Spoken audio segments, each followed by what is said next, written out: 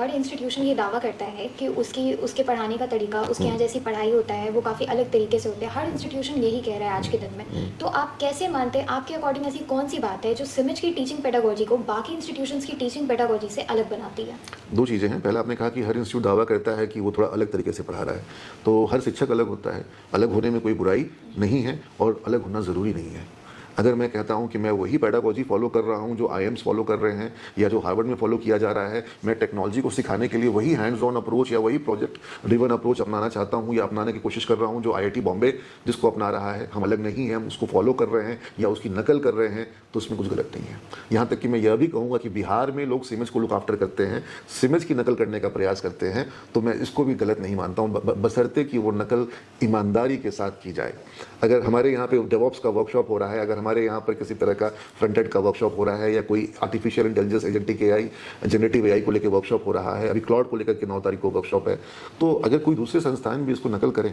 तो इसमें बुराई नहीं है, लेकिन ईमानदारी से करें, छात्रों के हित में करें, है ना। और मुझे दूसरों से अलग होना है, ऐसी कोई मेरे दिमाग में ऐसी कोई विचार नहीं है, ऐसा कोई हमारा कोई थॉट प्रोसेस नहीं है। जो थॉट प्रोसेस है वो क्या है, वो यह है कि जो छात्र हमारे यहाँ आ रहे हैं उनका बैकग्राउंड क्या है, वो किस माइंडसेट से आ रहे हैं, कितनी तैयारी लेकर के आ रहे हैं। तो जो मैंने आईएम की बात करी, आईआईटी की बात करी, तो आईआईटी में जो छात्र जा रहे हैं या आईएम में जो छात्र जा रहे हैं, क्या ये वही है जो हमारे यहाँ आ रहे हैं? अलग है। अगर वो अलग हैं तो हमें थोड़ा अलग तरीके से वो काम, जैसे केस स्टडी पे अभी हमारे यहाँ पर फैकल्टी डेवलपमेंट प्रोग्राम हुआ, आईएम्स में हर क्लास में केस होती है, हर क्लास में एक केस होगी, सुबह से शाम तक अगर 5 क्लास है तो 5 केस होगी, अगर 8 क्लास है तो 8 केस स्टडीज बच्चों को स्टडी करने होंगे वहाँ पर। एक भी क्लास में थ्योरी डिस्कस नहीं होगा वहाँ पर। लेकिन सिमेज में क्या होगा, सिमेज में थ्योरी डिस्कस होगा, सिमेज में उसका प्रैक्टिकल एस्पेक्ट भी होगा, सिमेज में केस बाद में होगा, पहले कोई स्टोरी लाइन होगी, कहानी होगी, क्योंकि कहानियाँ जल्दी बच्चों को समझ में आती है। और जब बच्चे परिपक्व हो जाते हैं, जब थोड़े समझदार हो जाते हैं, जब उस टॉपिक को वो समझ पा रहे होते हैं, तब उनको केस डिस्ट्रीब्यूट किया जाएगा कि वो उस केस को डिस्कस करें, एनालिसिस करें, अपने आप को एक सिचुएशन में वो विजुलाइज करें और उस सिमुलेशन को टीचर क्लासरूम में क्रिएट करे जहाँ पे स्टूडेंट एक प्रॉपर डिसीजन लेने के लिए वो एम्पावर्ड हो, वो मैनेजमेंट टूल्स का यूज़ करे, और फिर ये कॉपी होगा आईएम का या हार्वर्ड का। लेकिन सब कुछ हम कॉपी कर सकें, हो सकता है कि हमारा स्टूडेंट का जो पीयर ग्रुप है वो थोड़ा अलग है, तो हमको सब कुछ कॉपी भी करना सही हमारे यहाँ पर नहीं होगा। हमें अपने पीयर ग्रुप के हिसाब से देखना होगा कि शुरुआत में कैसे उसको तैयार करना है और ग्रेजुअली कैसे उसको धीरे धीरे इम्प्रूव करना है ना। तो हमारा जो आपने बात कही कि पढ़ाने का तरीका, वो बेसिकली डिपेंड करता है, पहला हमारे स्टूडेंट्स कौन है, दूसरा इंडस्ट्री में हमें डिमांड क्या है। अगर इंडस्ट्री से हमें डिमांड आ रही है कि उनको एआई के यूजर्स चाहिए, उनको एआई के डेवलपर्स चाहिए, उन्हें जो सॉफ्टवेयर्स एआई इनेबल्ड नहीं है उन सॉफ्टवेयर्स को अब एआई इनेबल करने वाले लोग चाहिए, तो फिर हमें उस तरह की पढ़ाई करानी होगी, इंडस्ट्री के डिमांड के अनुसार पढ़ाई करानी होगी। अगर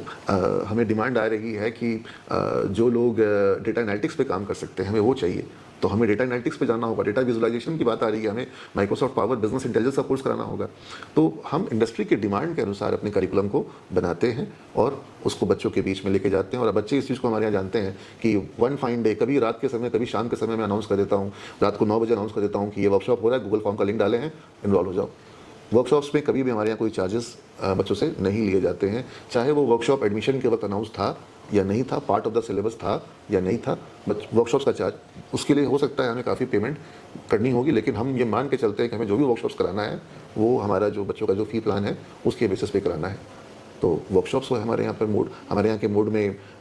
हैंड्स ऑन ट्रेनिंग होगी, प्रोजेक्ट ओरिएंटेशन होगा कि जब भी कोई प्रैक्टिकल पेपर हो रहा है तो स्टूडेंट्स को प्रैक्टिकल पेपर डेवलप करना, प्रैक्टिकल प्रोजेक्ट बनाना होगा। तो जब वो प्रैक्टिकल प्रोजेक्ट बनाएंगे तब हम मानेंगे कि हाँ आपने पाइथन पढ़ लिया, आपने पीएचपी पढ़ लिया, या आपने जो जावा एडवांस जावा कर लिया, क्योंकि अब आपने उस पर प्रोजेक्ट बना लिया। अगर प्रोजेक्ट नहीं बनाया और उसके क्वेश्चंस का आप आंसर लिखना सीखे हैं तो फिर तो सिर्फ थ्योरी सीखे है ना। तो यही जो प्रैक्टिकल ओरिएंटेशन है, इंडस्ट्री के संग हमारा जो एक एसोसिएशन है, इंडस्ट्री के संग कोऑर्डिनेशन है, इंडस्ट्री के डिमांड को पूरा करने का जो एक प्रयास है, हमको लगता है कि ये थोड़ा हमें अलग बनाता है। हमारे राज्य में कम संस्थान इस दिशा में प्रयास करते हैं, कम संस्थानों का ध्यान होता है। अगर अधिकांश की बात की जाए तो वो तो सिर्फ और सिर्फ कैसे विश्वविद्यालय की परीक्षा, कुछ तो ऐसे भी हैं जहाँ पर क्लासेस प्रॉपर नहीं हो रही हैं और वो बच्चे सिर्फ नाम लिखा रहे हैं कि एग्ज़ाम देने जाएंगे, एडमिट कार्ड लेने जाएंगे और फॉर्म भरने जाएंगे। तो यहाँ पर मैं बिल्कुल साफ कहूँगा कि अगर आप छात्र भी वैसे ही हैं कि आपको कॉलेज आना है एडमिट कार्ड का फॉर्म भरने के लिए, एग्ज़ाम का और एडमिट कार्ड लेने के लिए, तो उस इमेज में बताना, और आपको दिक्कत भी होगी, असुविधा भी होगी, आपको हो सकता है फॉर्म भरने नहीं मिलेगा, नाम काट दिया जाएगा, है ना। तो जो लोग, हम अलग इसी मामले में हैं और हमारे यहाँ पे प्रतिदिन आपको मिनिमम 5 घंटे की पढ़ाई करनी होती है प्रतिदिन।